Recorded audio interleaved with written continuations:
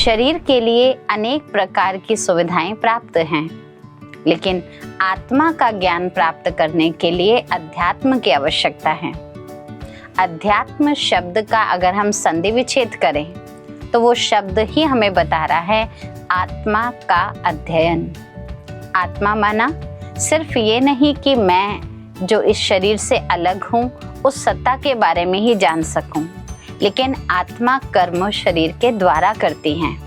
तो शरीर और आत्मा का दोनों का किस प्रकार से मिलान और मेल जोल होकर किस प्रकार से कर्म क्षेत्र पर कर्म प्रकट होता है, माना हमारी एक्टिवली एग्जिस्टेंस क्या है, आत्मा का शरीर के साथ ट्यूनिंग कैसे होती है, इस कला को जान लेना आध्यात्मिकता है। टांग टूट गई, भगवान को यही मंजूर था, बिल्डिंग में आग लग गई, ऊपर वाले को यही मंजूर था, ऐसा कह देते थे।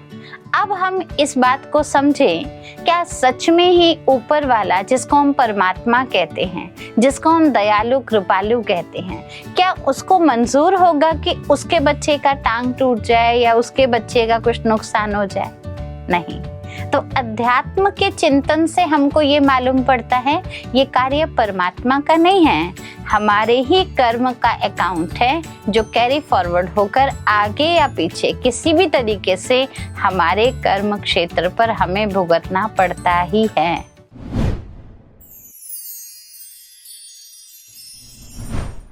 ओम शांति। जैसा कि हमने पिछले एपिसोड में सुना कि आध्यात्मिकता क्यों जरूरी है, अब आवश्यकता है ये जानने की आध्यात्मिकता है क्या। हमने ये तो जान लिया कि शरीर के साथ साथ हमें आत्मा का भी ध्यान देना है। शरीर की खुराक, जिस प्रकार हम गाड़ी की खुराक से उसको तुलना कर रहे हैं, गाड़ी के बारे में हमें पेट्रोल डीजल आदि का ज्ञान है, लेकिन ड्राइवर का क्या? ड्राइवर का भोजन अलग होता है। इसी प्रकार शरीर के लिए अनेक प्रकार की सुविधाएं प्राप्त हैं, लेकिन आत्मा का ज्ञान प्राप्त करने के लिए अध्यात्म की आवश्यकता है। अध्यात्म शब्द का अगर हम संधि विच्छेद करें तो वो शब्द ही हमें बता रहा है आत्मा का अध्ययन। आत्मा माना सिर्फ ये नहीं कि मैं जो इस शरीर से अलग हूँ उस सत्ता के बारे में ही जान सकूं, लेकिन आत्मा कर्म शरीर के द्वारा करती हैं। तो शरीर और आत्मा का दोनों का किस प्रकार से मिलान और मेल जोल होकर किस प्रकार से कर्म क्षेत्र पर कर्म प्रकट होता है, माना हमारी एक्टिवली एग्जिस्टेंस क्या है, आत्मा का शरीर के साथ ट्यूनिंग कैसे होती है, इस कला को जान लेना आध्यात्मिकता है।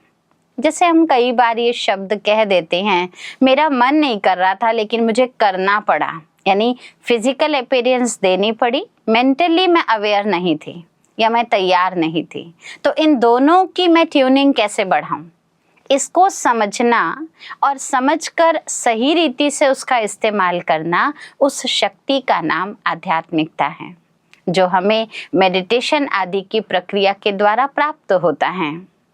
जैसे हम आध्यात्मिकता को और गहराई में जाएं तो किसी भी चीज़ का या कोई भी कर्म हम करते हैं, हमारे जीवन में कई प्रकार के विचार आते हैं, कई ऐसी समझ आती हैं, कई ऐसी मान्यताएं होती हैं, बहुत सारे ऐसे एहसास होते हैं, बहुत सारी बातों का बोध होता है। इन सब को मिलाकर जब हमारी परफॉर्मेंस बाहर आती है तो वो बताती हैं हम कितने आध्यात्मिक हैं, कितने सोशल हैं, कितने हम नैतिक हैं। हर चीज़ का हमको क्लैरिटी मिलती जाती है। तभी आप देखिए, कोई व्यक्ति हर कर्म करने से पहले परमात्मा का ध्यान करके फिर कोई कार्य करता है, बोलता है, शुरुआत करता है, तो देखने वाला व्यक्ति कहता है बड़ा आध्यात्मिक है ये, या बहुत धार्मिक है ये। इन शब्दों का प्रयोग कैसे किया? सोचने से नहीं, कर्म में आने से पूर्व जो उसने कर्म किया या सोच रखी, उस आधार पर ये प्रदर्शित करता है कि हम आध्यात्मिक हैं या नहीं हैं। अब आध्यात्मिकता क्या है, इसको हम कुछ शब्दों में समझेंगे। जैसे मान लीजिए, पहले हमको ये ज्ञात था कि सुख दुख हर एक के जीवन में आते हैं और किसी को सुख है, किसी को दुख है। मनुष्य अपने कर्मों से कोई सुखी होता है, कोई दुखी होता है। एक साथ ही व्यक्ति के जीवन में किसी को सुख, किसी को दुख मिलता है। और आत्मज्ञान हमको जब चिंतन हम आत्मा का करते हैं तब हमको मालूम पड़ता है, हम दुखी होने पर भगवान को अप्रोच करते हैं, हे प्रभु इस दुख से मुक्त कर, हे प्रभु मुझे सुख की ओर ले चल। इसका मतलब आज हमारी डिमांड आ रही है, हमें दुखों से छुड़ाओ, सुख दिलाओ। इसका मतलब कभी हमने टेस्ट किया है सुख, तभी तो आज डिमांड आई ना। जैसे कोई चीज़ हमने खाई होती है तभी तो हम कहते हैं ना वो चीज़ मिलनी चाहिए, वो खाए हुए बड़ा टाइम हो गया।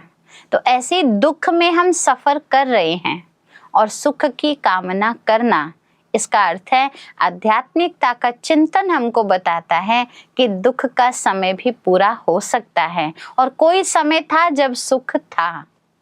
ऐसी समझ की बात अगर हम करें तो समझ में परिवर्तन कैसे आता है।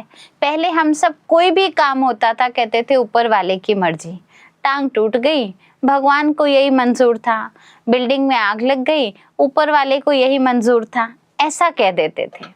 अब हम इस बात को समझें, क्या सच में ही ऊपर वाला जिसको हम परमात्मा कहते हैं, जिसको हम दयालु कृपालु कहते हैं, क्या उसको मंजूर होगा कि उसके बच्चे का टांग टूट जाए या उसके बच्चे का कुछ नुकसान हो जाए? नहीं। तो अध्यात्म के चिंतन से हमको ये मालूम पड़ता है ये कार्य परमात्मा का नहीं है, हमारे ही कर्म का अकाउंट है जो कैरी फॉरवर्ड होकर आगे या पीछे किसी भी तरीके से हमारे कर्म क्षेत्र पर हमें भुगतना पड़ता ही है और यहाँ ही भुगतना पड़ेगा।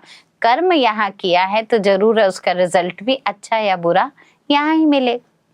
इसी प्रकार हम मान्यताओं की बात करते हैं तो पहले मान्यताओं के अगर दौर पर हम देखें तो हम मान्यताएं क्या समझते थे कि सुबह उठ लेना, सूरज को नमस्कार कर देना, माता पिता को नमन कर देना, बस हमारा सारा दिन अच्छा चला जाएगा। गलत नहीं है, मान्यताएं बहुत अच्छी हैं, लेकिन सिर्फ सुबह सुबह नमन कर देना, बाकी सारा दिन माता पिता को पूछना भी नहीं।